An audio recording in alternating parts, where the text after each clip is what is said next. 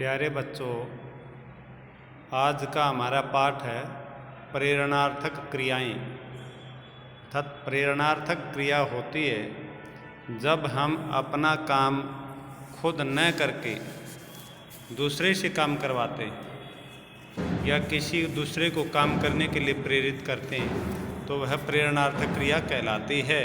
तो इसमें देखिएगा अपने पाठ में हमारा क्या कुछ दिया गया है।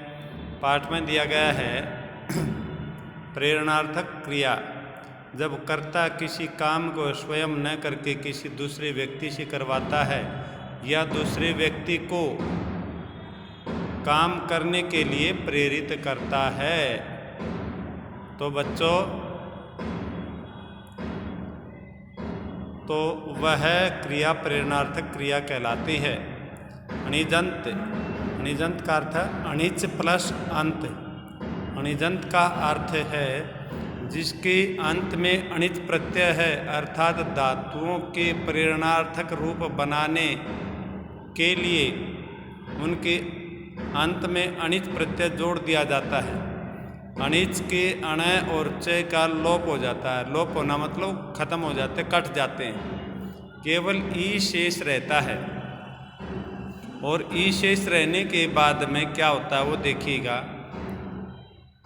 बचता है धातु के अंत में यदि स्वर तथा अंतिम वर्ण से पहला वर्ण यदि अ हो तो उन्हें वृद्धि हो जाती है। वृद्धि मतलब ए को आ, ए को आई, ओ को औ, ये है वृद्धि। संस्कृत में आ, आई, औ इन तीन वर्णों का नाम वृद्धि है। तो अर्थात वृद्धि हो जाएगी। वो अंतिम वर्ण से पहला वर्ण यदि ई, ऊ, री, ली हो तो उन्हें क्रमशः ए, ओ, अर, अल हो जाते हैं। अणिच के ई का ए होकर अय हो जाता है। जैसे पठ अणिच, अणिच के अण और च का लोप हो गया, कट गए वो, पठ और ई बचा तो ये बन करके पठ ही बन, पठ ई। और धातु के स्वर ए प्लस ए तो आ बन जाता है। तो ये यहाँ पर पाठी बन गया।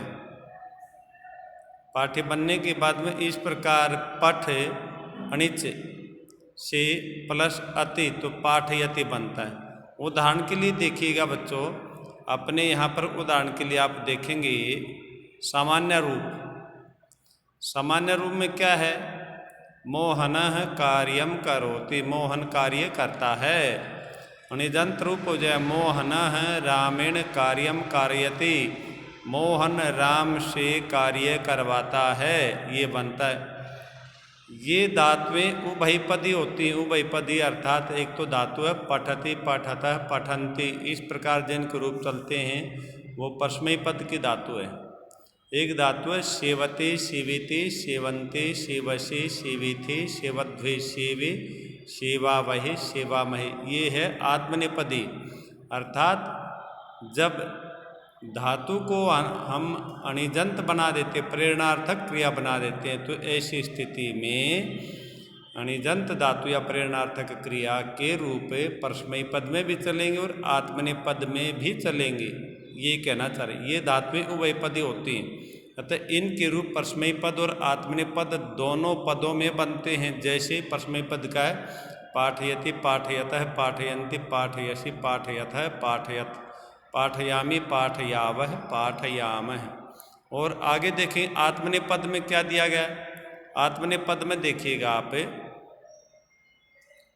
पाठयते, पाठयेते, पाठयन्ते, पाठयसे, पाठयेथे, पाठयध्वे, पाठये, पाठयावहे, पाठयामहे। तो ये लट लकार में बच्चों।